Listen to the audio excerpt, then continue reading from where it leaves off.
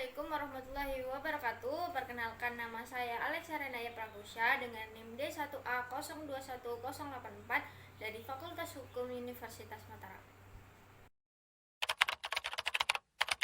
Oke, di sini saya akan menjelaskan kepada teman-teman bagaimana sih cara memperoleh tambahan wilayah darat dalam hukum internasional. Cara memperoleh tambahan wilayah kedaulatan di darat itu dilakukan dengan 5 cara. Yang pertama, okupasi atau pendudukan. Yang kedua, aneksasi atau penaklukan. Yang ketiga, akresi. Yang keempat, preskripsi. Dan yang terakhir itu kesi. Pertama-tama saya akan menjelaskan kepada teman-teman definisi secara umum wilayah. Wilayah adalah sebuah daerah yang dikuasai atau menjadi teritorial dari sebuah kedaulatan. Indonesia sendiri, pengaturan wilayah itu diatur dalam Undang-Undang Nomor 43 Tahun 2008. Tujuan dari Undang-Undang Nomor 43 Tahun 2008 ini yang pertama menjamin keutuhan negara, yang kedua menegakkan kedaulatan dan hak-hak berdaulat, yang ketiga mengatur pengelolaan dan pemanfaatan wilayah negara dan kawasan perbatasan. Dalam wilayah daratan itu tidak hanya dikuasai oleh satu negara, biasanya seperti contoh Indonesia dengan Malaysia yang berbatasan langsung wilayah daratnya. Nah, dalam kedua negara ini kan berbatasan langsung wilayah daratnya itulah diperlukannya hukum internasional untuk menjaga kedaulatan di dalam kedua negara itu.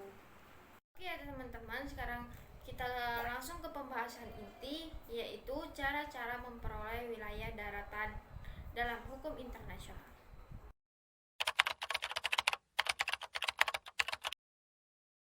Yang pertama yaitu okupasi atau pendudukan, merupakan perolehan atau penegakan kedaulatan suatu wilayah yang terra nullius. Apa sih itu terra nullius?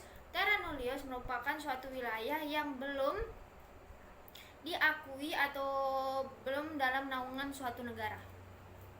Nah, unsur-unsur yang harus terpenuhi dalam melakukan tindakan okupasi ini, yang pertama, penemuan atas wilayah itu, yang kedua, niat atau kehendak, yang ketiga itu tindakan. Ada beberapa hal yang perlu diperhatikan oleh suatu negara dalam melakukan tindakan okupasi ini. Yang pertama, jauh tidaknya pulau tersebut terhadap negara yang akan mengklaim. Yang kedua, medan menuju pulau itu. Yang ketiga, besar kecilnya pulau tersebut, dan yang keempat itu kekayaan yang terdapat di pulau itu. Jadi semakin kecil pulau, semakin sedikit kekayaan yang terdapat di pulau itu, dan semakin terjal medan yang kita tempuh menuju pulau itu, semakin kecil kemungkinan suatu negara mengklaim pulau tersebut.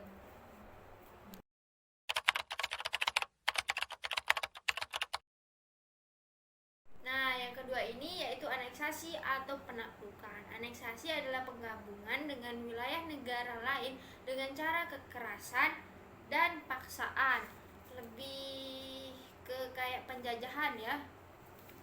Jadi contohnya itu seperti negara Palestina dengan Israel, di mana wilayah dari Palestina itu direbut atau diakui wilayahnya oleh Israel dengan cara paksaan dan kekerasan. Tindakan aneksasi ini sangat bertentangan dengan hukum internasional seperti yang tertuang dalam Piagam PBB pasal 2 ayat 4 yang berbunyi melarang tindakan mengancam atau menggunakan kekerasan terhadap integritas wilayah atau kemerdekaan politik negara lain.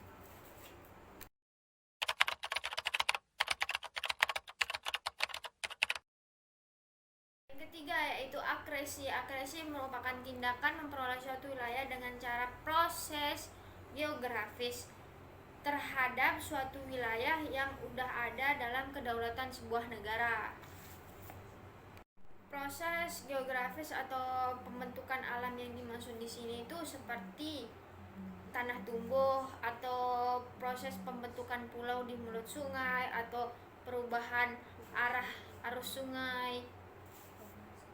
Contoh nih ya, di Jepang itu pernah muncul suatu pulau akibat dari letusan gunung berapi. Nah, jadi dia itu memperoleh suatu pulau itu dalam tindakan akresi.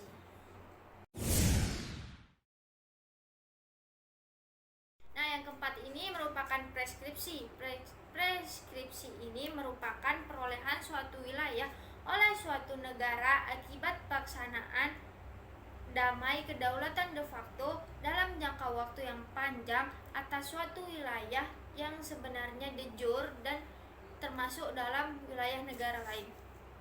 Sebagai catatan, sebenarnya banyak pihak yang meragukan tindakan preskripsi ini. Dan sebagai contoh, di Indonesia pernah muncul kasus lepasnya sipadan.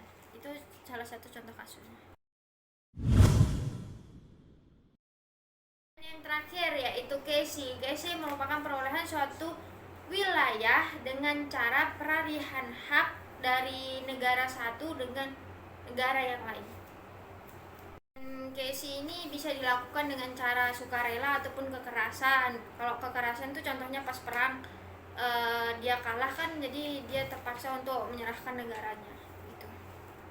Casey ini biasanya dilakukan dengan cara jual beli, penyewaan, atau tukar menukar. Terus contoh tuh ada pada Alaska yang dijual oleh Rusia kepada Amerika Serikat pada tahun 1867.